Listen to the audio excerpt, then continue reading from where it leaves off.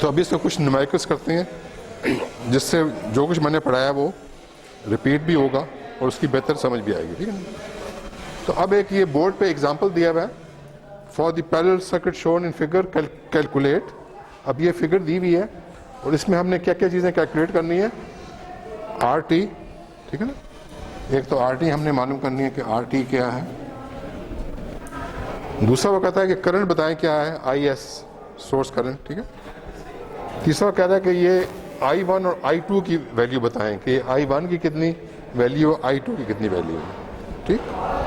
और चौथा वो कह रहा है कि ये बताएं कि इन रेजिस्टेंस में पावर कितनी डेसिपेट कर रही है, ठीक है ना, पावर डेसिपेट, यही डेसिपेट। तो ये सवाल अगेन जैसा आपने देखा था कि जो सीरीज सर्किट में जो थे क्वेश्चंस, ठीक है ना, वो स्टेप बाय स्टेप हम चलते थे, एक चीज़ कैलकुलेट की फिर दूसरी की, ठीक है ना, क्योंकि आगे जो चीज़ें आपको मालूम करनी है, ठीक है, वो जब तक ये शुरू वाली चीज़ें ना मालूम हो आगे आप सॉल्व नहीं कर सकते।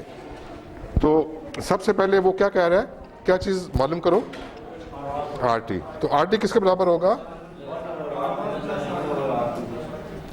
तो आर टी जो है वो 1/RT is equal to 1/R1 plus 1/R2, ठीक है।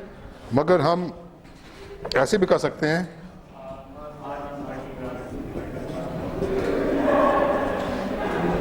वन ओवर RT से करें फिर भी ठीक है, मर्जी है आपकी। इससे ज़रा ये आराम हो जाता है कि वो एलसीएम शेलसीएम के चक्करों से आप निकल जाते हैं, ठीक है ना। तो वैल्यूज डालें तो क्या क्या है,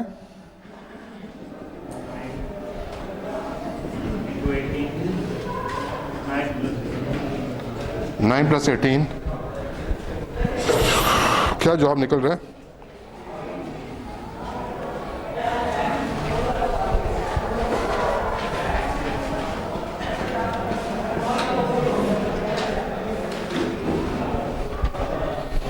तो ये 6 टाइम जाएगा ना।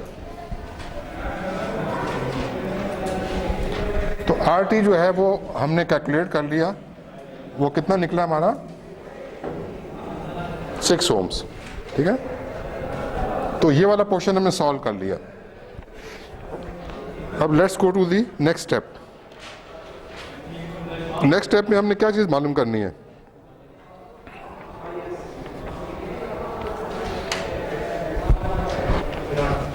करंट, आई एस, ठीक है।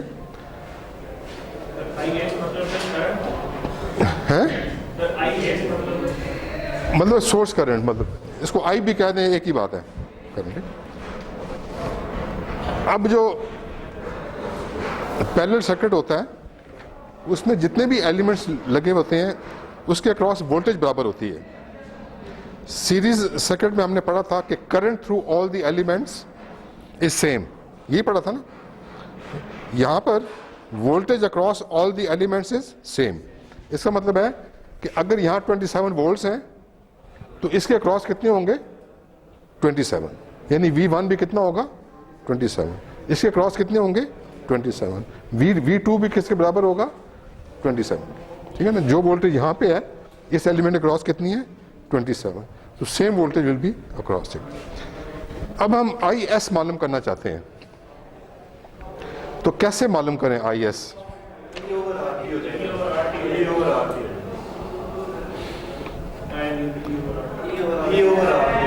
ई ओवर आर टी।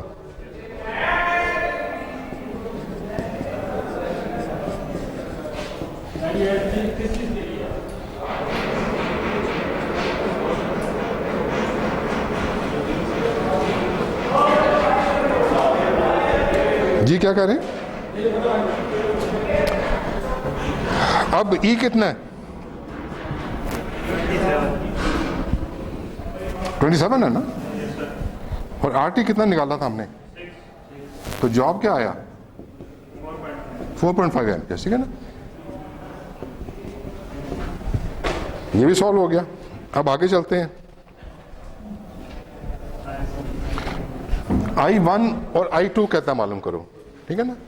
तो अब देखें ये वाली करंट जो है IS इधर जब पहुंची, जो कि हमने कैलकुलेट कितनी की है 4.5 एम्पियर्स, ये जब यहाँ पहुंची है तो इसको अब दो हैं रास्ते इसके पास, ठीक है ना। एक पाथ ये है और दूसरा पाथ कौन सा है, ये वाला, ठीक है, बिकॉज ये दोनों एलिमेंट्स पैरेलल में है, ठीक है ना। तो पैरेलल में क्या होता है कि इस जंक्शन में पहुंच के करंट जो है वो सेम नहीं रहती through all elements, because parallel है ना, वो डिवाइड होती है, ठीक है ना। और डिवाइड इस तरीके से होगी कि जहां पर रेजिस्टेंस कम होगा वहां से ज्यादा करंट गुजरेगी, और जहां रेजिस्टेंस ज्यादा होगा वहां कम, क्योंकि रेजिस्टेंस क्या है, अपोज कर रहा है ना, रेजिस्ट कर रहा है करंट, ठीक है। तो कोई बता सकता है कि I1 किसके बराबर होगा ओम्स लॉ लगा के? V1 ओवर R1 ना, ठीक है।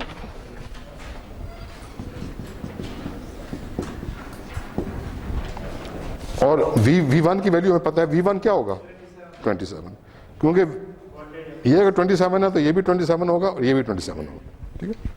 तो यहां मैं 27 लिखता हूं, और R कितना है, तो क्या जवाब आया, ठीक है ना। तो I1 जो है हमारा 3 एम्पियर्स निकला है। I2 क्या होगा, V2 और R2, V2 क्या है और R2, तो I2 किसके बराबर होगा? फिर वो कहता है कि प्रूव करो कि IS जो है वो बराबर है I1 प्लस I2 के। IS क्या था, तो I1 और I2 मिलकर कितने बन जाते हैं, so this is equal to, ठीक है ना, प्रूव हो गया ना कि IS जो है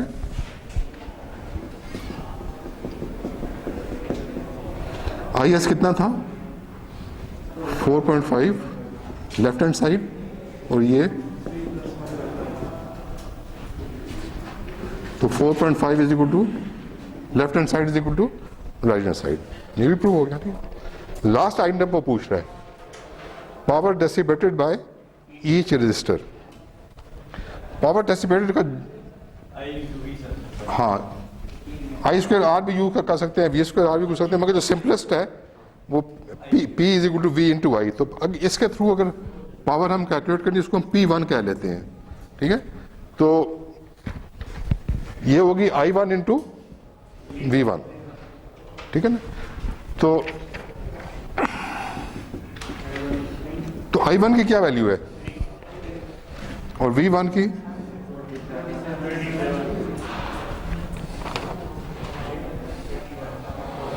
एटी 1 वॉट्स हो गया ना। और P2 क्या होगा, I2 V2, ठीक है ना। 1.5 V2 तो वही रहेगा ना, V1 V2 बराबर है, ठीक है ना। तो इसका जवाब निकलेगा 40.5 वॉट्स, ठीक है। तो इस तरह की चीज़ें जो हैं इससे मिलते जुलते आपको आएंगे सवाल एग्जाम में, ठीक है। और उसमें आपने you have to be careful, ठीक है, कि स्टेप बाय स्टेप चलना है, ठीक है। और ये वाले कॉन्सेप्ट्स भी ज़रूरी हैं कि voltage across all the elements same, because इसकी वजह से हमने काफ़ी चीज़ें कैलकुलेट कर ली। जी बिल्कुल सही, ठीक है। बशर्ते कि ये सर्किट में सारे पैरेलल एलिमेंट्स हों, ठीक है। आगे हम चल के पढ़ेंगे मिक्स्ड, उसमें सीरीज एलिमेंट भी होंगे और पैरेलल भी होंगे, तो वहाँ पर सिचुएशन डिफरेंट है, मगर उसको अभी फिलहाल छोड़ दें। यहाँ पर सारे के सारे एलिमेंट जो हैं वो पैरेलल में, यानी अगर यहाँ एक रेजिस्टेंस लगा हुआ है तो वो भी इनके पैरेलल में होना चाहिए, तो उसके क्रॉस ही वोल्टेज जो है वो वही होगी जो शुरू में E के क्रॉस होगी, ठीक है बेटा, क्लियर है।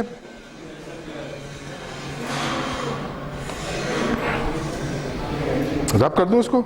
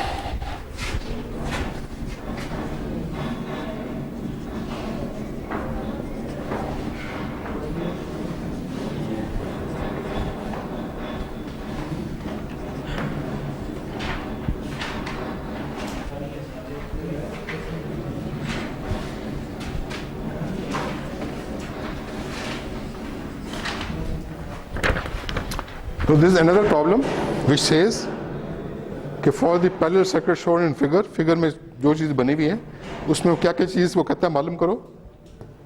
R3 की वैल्यू नहीं दी हुई ना वहाँ, ये आपने मालूम करनी है। फिर E की वैल्यू भी नहीं दी हुई, वो भी मालूम करनी है। फिर IS जो है ये करंट, ठीक है ना।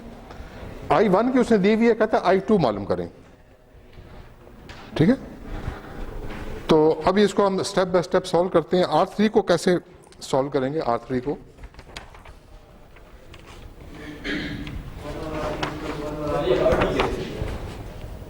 RD उसने दिया हुआ है, उसने दिया हुआ है कि RT 4 ओम है, मगर उसने R3 नहीं दिया हुआ, ठीक है।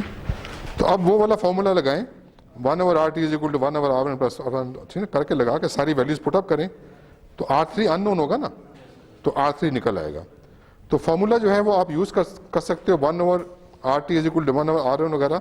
अगर दूसरा फॉर्मूला यूज करना चाहते हो, एलसीएम से बचना चाहते हो, तो वो याद है क्या था?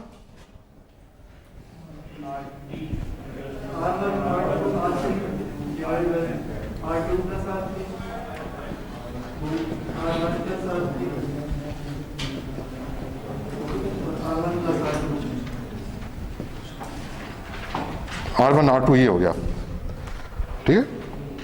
तो अगर 3 हो रेजिस्टेंस तो ये फॉर्मूला, अगर आप 1/RT से करते हैं वो भी आपकी मर्जी है।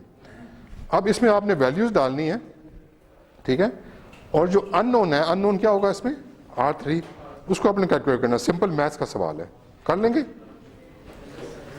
ठीक है ना। अब वैल्यू इसमें डाल दें, RT is equal to R1 कितना है 10, R2 कितना है, R3 कितना है मालूम करना है हमने। R1 R2 क्या हो गया 10 into 20, R2 R3 20 R3 plus R1 R3, ठीक है। और RT किसके बराबर है? तो इसमें देखें सारे वेरिएबल्स की वैल्यू दी हुई है, सिर्फ एक वेरिएबल हमने मालूम करना है R3, ठीक है ना। तो इसको इधर क्रॉस मल्टीप्लाई करके R3 को एक साइड पे ले जाके तो R3 की आप वैल्यू मालूम कर लेंगे और वो निकलेगी 10 ओम्स।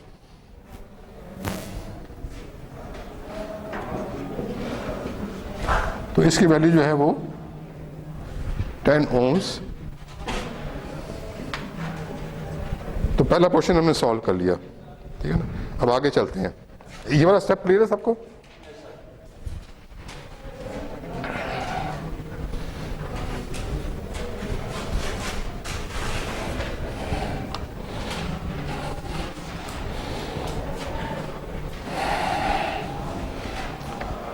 ई को कैसे मालूम करें?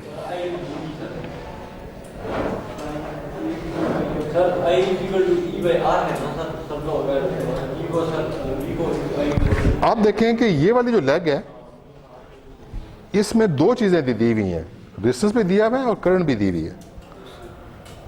तो V is equal to V1 is equal to I1 into R1, ठीक है। ये जो V1 है, ये इसको अगर मैं V1 कह दूं, इसको V2 कह दूं, ठीक है ना। तो V1 किसके बराबर होगा? I1 into R1। I1 की वैल्यू दी हुई है और R1 की, तो I1 जो है उसकी वैल्यू 4 एम्पियर दी हुई है और R1 जो है वो 10 का है, ठीक है। तो V1 जो है कितने वोल्ट्स हो गया? 40। V1 किसके बराबर हो गया? 40 वोल्ट्स। अगर इसकी यहाँ 40 वोल्ट्स हैं तो यहाँ कितने होंगे? यहाँ कितने होंगे और यहाँ कितने होंगे? सो E is equal to,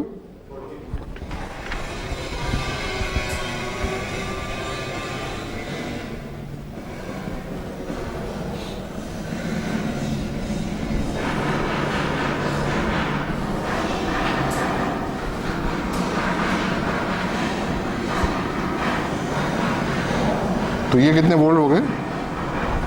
40 volt. ये स्टेप भी हो गया, ये स्टेप भी हो गया। अब क्या चीज मालूम करें? IS ये किसके बराबर होगा? Ohm's law.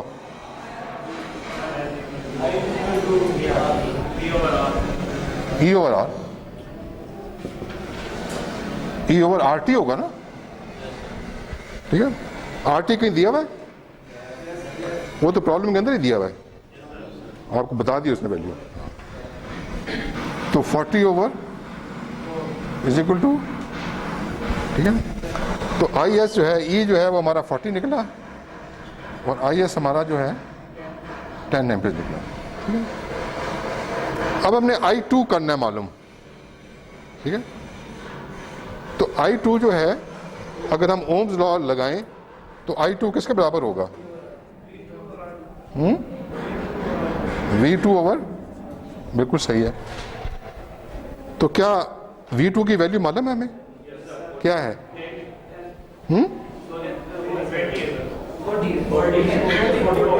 ये है ना, ये सब बराबर ना, तो 40 लिखो। R2 कितना है? तो I2 कितना निकला?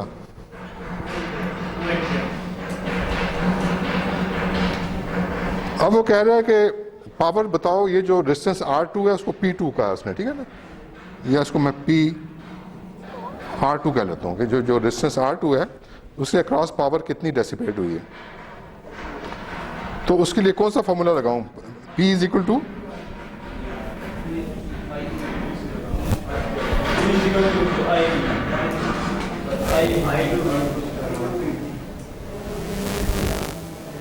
I2 हमने निकाल लिया था, is equal to I2 V2 into power is equal to V into I, ठीक है। तो यहाँ पर V2 और I2 दोनों हमें पता है। V2 कितना है? 40। I2 कितना है? जवाब क्या आ गया?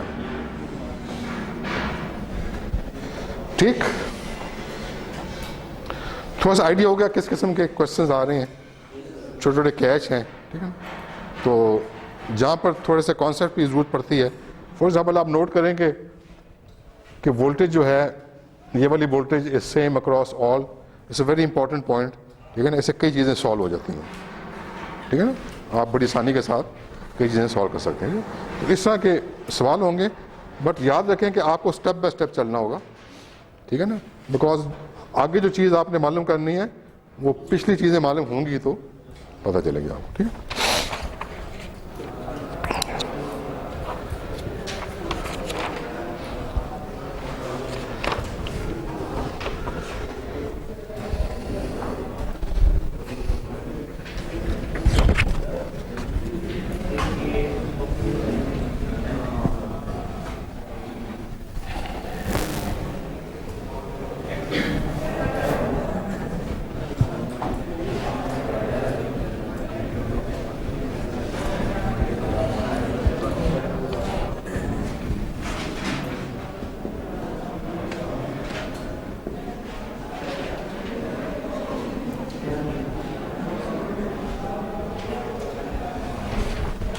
हम पहले हमने पढ़ा था किरचॉफ्स वोल्टेज लॉ, अब हम क्या पढ़ रहे हैं?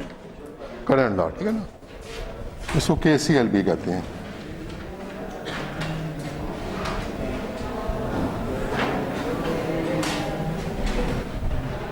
कोई बता सकता है क्या होता है लॉ?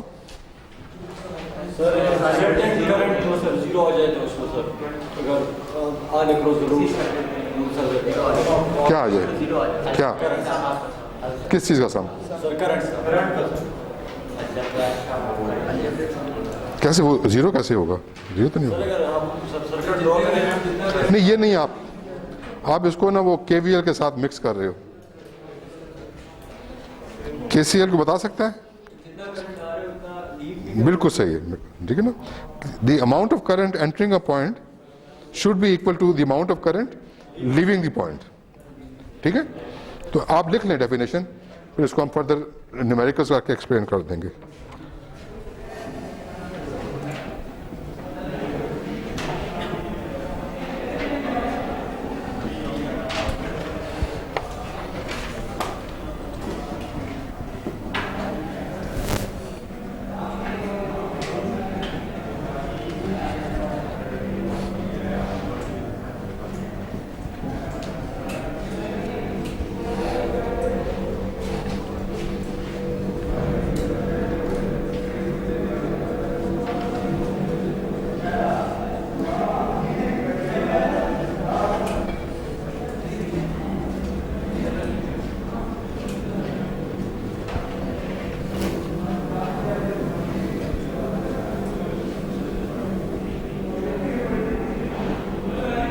है। तो कोई भी एक पॉइंट लें, कोई भी एक जंक्शन लें या वट एवर, ठीक, उसमें जितनी करंट्स उस पॉइंट पे एंटर हो रही होंगी, ठीक है, उतनी ही करंट्स निकलनी चाहिए, ठीक है ना, सम ऑफ करंट्स, ठीक है ना। अगर 3 डायरेक्शन से करंट उस पॉइंट पे आ रही है, उनको सम करें, और जो निकल रही है करंट्स उनको सम करें, दोनों बराबर होने चाहिए।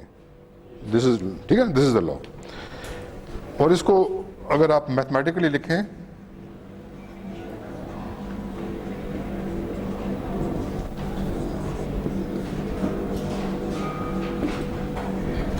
sum of currents entering is equal to sum of currents leaving, ठीक है ना। मैथमेटिकली आप इसको ऐसे शो कर सकते हैं, ठीक है। तो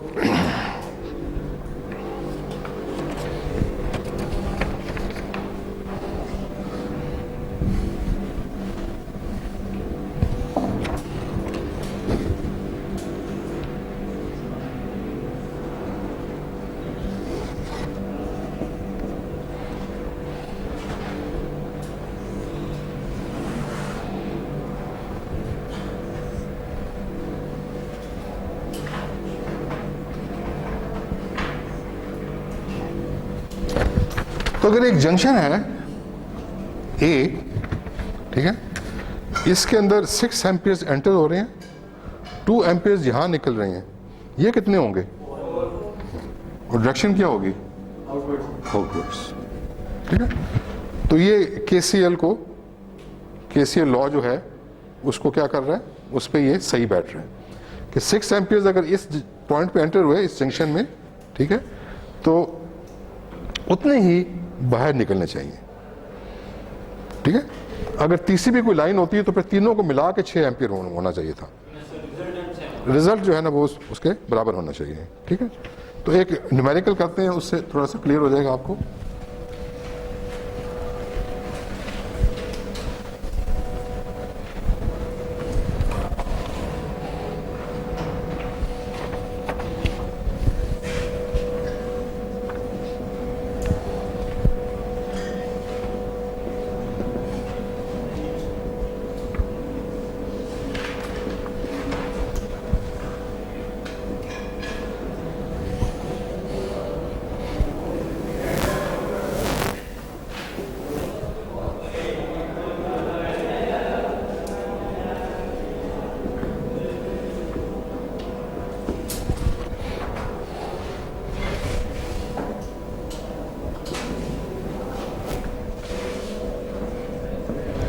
Determine the currents I3 and I4 in the circuit shown using KCL. KCL is Kirchhoff current law. Okay.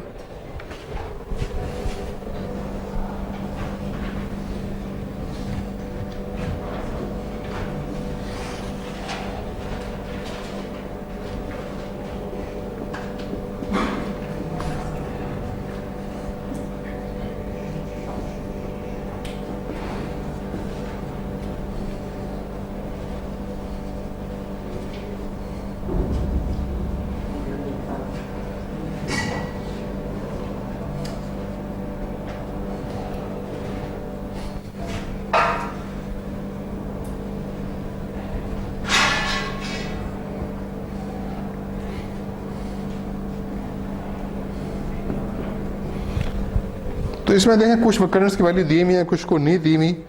जिस करंट की वैल्यू नहीं दी हुई वो कहता है कि फाइंड आउट करें, और कौन कौन सी नहीं दी हुई?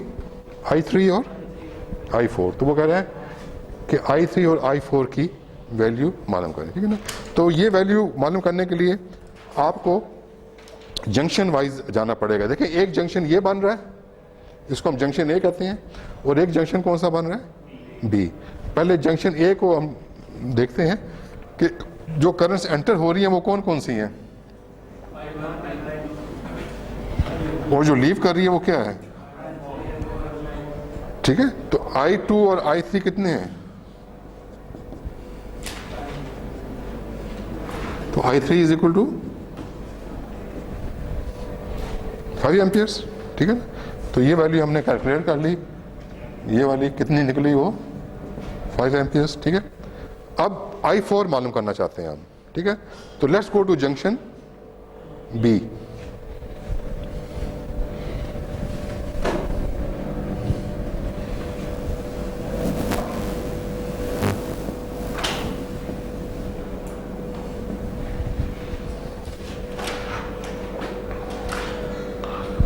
तो जंक्शन बी पे कौन सी करंट एंटर कर रही है? What about I3? एंटर कर रही है ना। तो इस साइड पे हम लिखते हैं कि जो जो करंट एंटर कर रही है उसको इस साइड पे लिखते हैं, तो I3। और कौन सी करंट एंटर कर रही है? I5। This should be equal to, जितनी करंट्स एंटर कर रही हैं उतनी निकल रही है। So this is currents entering a junction and this is current leaving. I3 कितना है? 5। I5 कितना है? तो I4 किसके बराबर हो गया? ठीक है ना, 5 + 1 6। So I4 is equal to 6 ampere is the answer. ठीक है,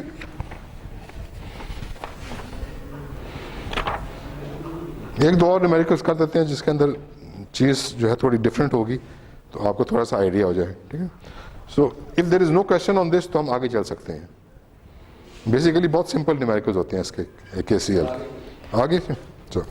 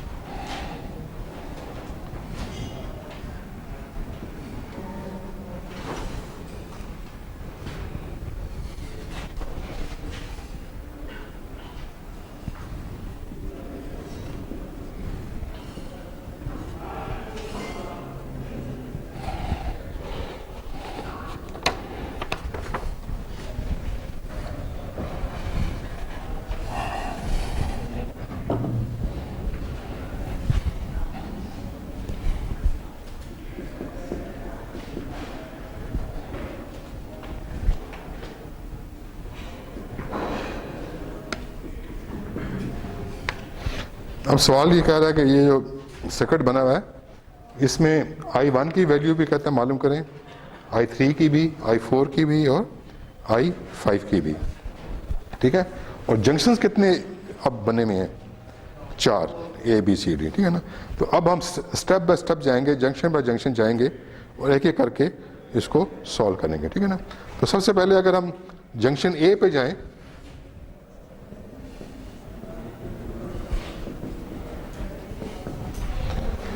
तो जंक्शन A में जो करंट्स एंटर कर रही हैं वो कौन सी है, और जो लीव कर रही हैं वो कौन सी हैं? I की वैल्यू क्या है? I1 की वैल्यू क्या है? अननोन। और I2 कितना है? तो I1 किसके बराबर होगा? ठीक है, वैसे भी देखेंगे अगर 5 एम्पियर यूं जा रहे हैं, 4 इधर निकल रहे हैं, तो इधर एक लाजमी है ताकि बैलेंस आउट हो जाए। ठीक है, 5 एंटर हो रहे हैं और 5 निकल, तो ये वाला पोर्शन आपने सॉल्व कर लिया। ठीक है ना, I1 जो था वो आपने निकाल लिया कि 1 एम्पियर के बराबर है। अब आगे चलते हैं, जंक्शन बी पे देखें क्या हो रहा है, कौन सी करंट एंटर कर रही है और कौन सी करंट लीव कर रही है? I1 किसके बराबर है?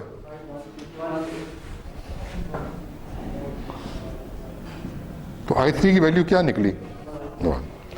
वैसे भी देखें और तो कोई पाथ है ही नहीं, इस current has to go through this place ना, ठीक है। जितनी करंट ये होगी अगर 1 एम्पियर है वो 1 एम्पियर ही आगे जाएगी। बट एनीवे अगर आप उस मेथड से करते हैं currents entering and currents leaving, फिर भी वही जवाब आएगा। सो I3 इज इक्वल टू, अब हमने क्या मालूम करना है, C को कर लें, at point C, junction C,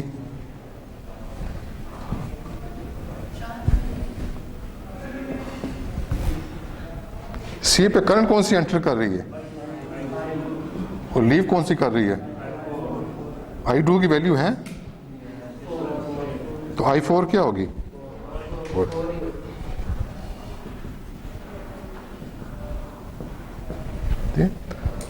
अब आप जंक्शन D पे आ जाएं,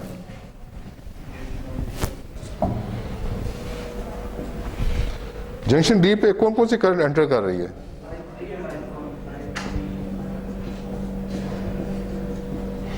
I3 की क्या वैल्यू है, I4 की,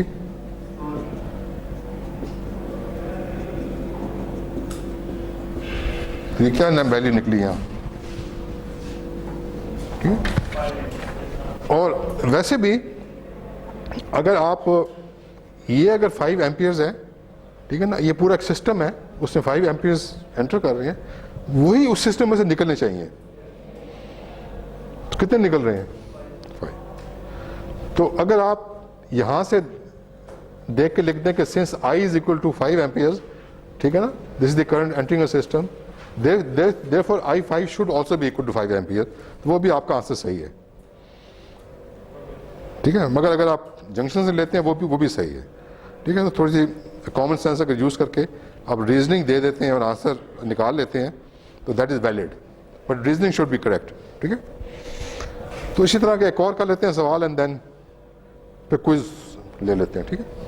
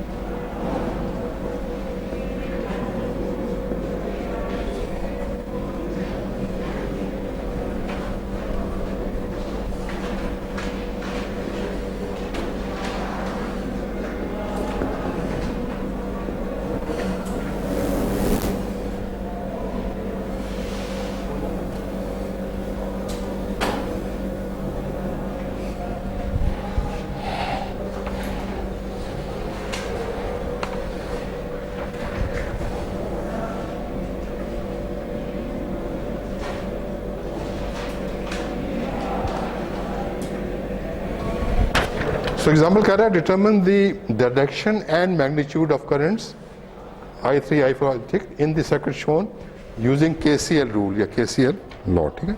अब सर्किट बना लेते हैं,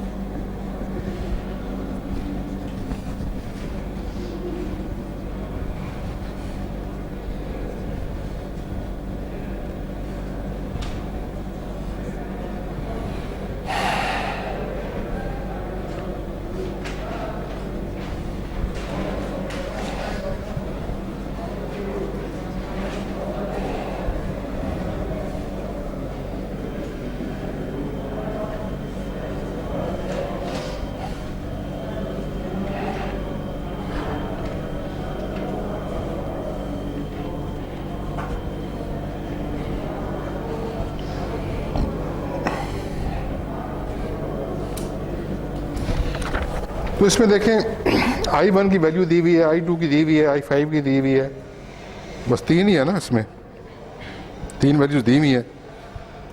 बाकी I3 भी नहीं मालूम हमें, I4 भी नहीं मालूम, I6 भी नहीं मालूम और I7 भी नहीं मालूम, I4 भी नहीं मालूम। मगर अब कह रहा है कि ये जो determine the direction and magnitude, तो ये चीज़ होती है डायरेक्शन और ये चीज़ वैल्यू क्या होती है, मैग्नीट्यूड। तो कहता है इनकी दोनों चीज़ें मालूम करके बताओ कि ये किस तरफ इनका रुख है और इनकी वैल्यू क्या है, 2 एम्पीयर है, 3 एम्पीयर है, वैल्यू। तो अगेन अब आपने ये करने के लिए आपने you have to move junction wise. तो पहले I3 को टैकल करने के लिए हम जंक्शन ए पे जाते हैं, ठीक है ना।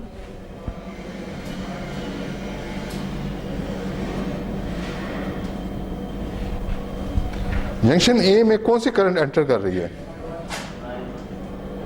ठीक है, और कौन सी लीव कर रही है।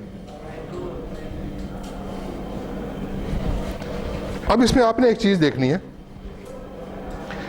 कि अगर यहां पर 12 एम्पियर्स निकल रहे हैं इस जंक्शन में से और यहां से 10 एंटर हो रहे हैं, तो ये 12 पूरा करने के लिए कुछ करंट एंटर ही करेगी ना। तो डायरेक्शन जो है वो आपको मालूम होगी कि I3 जो है it is entering the junction.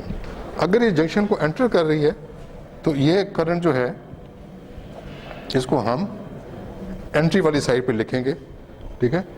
और इस पॉइंट पे I1 एंटर कर रहा है, ठीक है, और I2 जो है वो निकल रहा है। ये 10 एम्पियर है और ये बाहर कितनी निकल रही है, 12 एम्पियर। अब ये तो नहीं हो सकता, कहीं से 2 एम्पियर आने चाहिए ना, ताकि ये 12 उस 12 के बराबर हो जाए, ठीक है। इसका मतलब है कि ये वाली करंट जो है ये इसमें ऐड हो के 12 एम्पियर बनाएगी ना, ठीक है ना। तो अब I1 प्लस I3 जो है ये एंटर कर रहे हैं किसको, जंक्शन को, और लीव कौन कर रहा है, I2, ठीक है। अब वैल्यूज डाल दें, I1 कितनी है,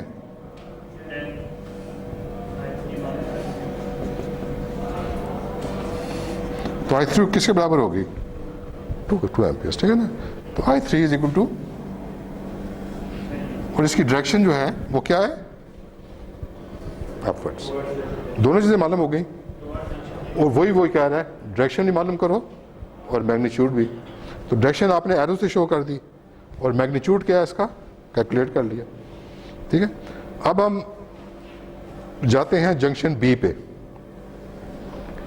I4 को देखते हैं कि उसकी क्या पोजीशन है।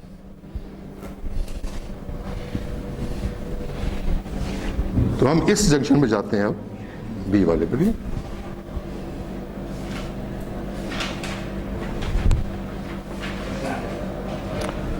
तो इस जंक्शन पे कौन सी करंट एंटर कर रही है,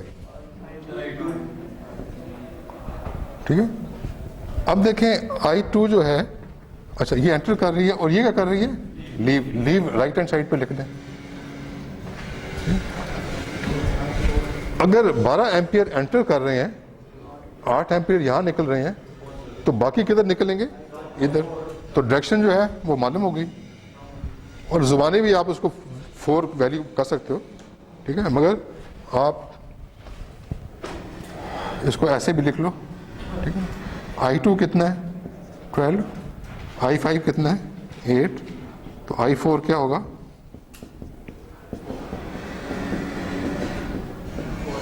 ठीक है।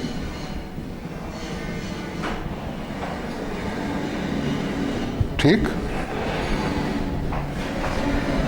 तो I4 का डायरेक्शन भी मालूम हो गया और मैग्नीट्यूड भी मालूम हो गया। अब जंक्शन सी पे चले जाएं।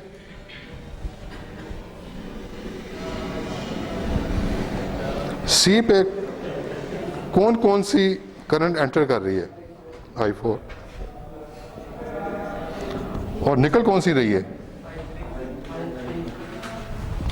ठीक है।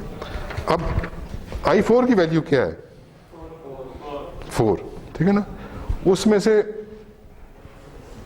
I3 इधर को निकल गई, I3 कितनी थी, 2, तो 4 में से 2 इधर चली गई, तो लाजिम बात है कि 2 इधर को जाएगी, ठीक है। तो इसका डायरेक्शन क्या होगा, ठीक है ना। तो ये एंटर कर रही है जंक्शन में और ये दो लीव कर रही हैं, ठीक है ना, बाहर को निकल रही है, ठीक है। तो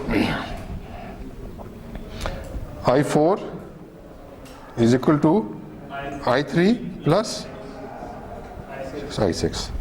I4 कितना है, I3 कितना है, ठीक है। तो I6 जो है वो जंक्शन डी पे क्या हो रहा है,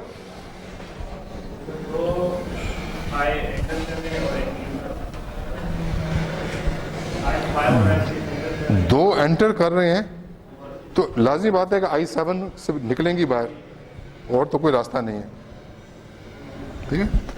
और वैसे भी एक सिस्टम में 10 एम्पीयर्स एंटर हो रहे हैं, ठीक है ना, वही यहाँ निकलने चाहिए, तो ये इसका जवाब 10 आना चाहिए, ठीक है। तो आप ये भी लिख सकते हो कि since 10 amperes are entering the system, ठीक है, so I7 is also equal to 10 ampere because it is leaving the system, ठीक।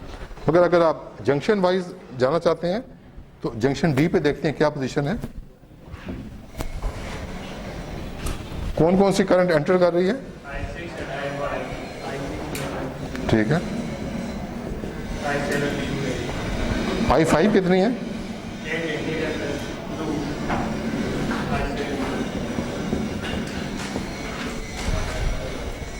ठीक है। तो इसको लाजमी 10 एम्पियर्स निकलना चाहिए, ठीक। अगर आपकी I7 आप कैलकुलेट करते हो और 10 एम्पियर्स नहीं निकल रही तो इसका क्या मतलब है, इसका मतलब है कि आपने कोई मिस्टेक की है, पीछे कैलकुलेशन में कोई मिस्टेक की है। ये भी चेक करने का तरीका है इसमें।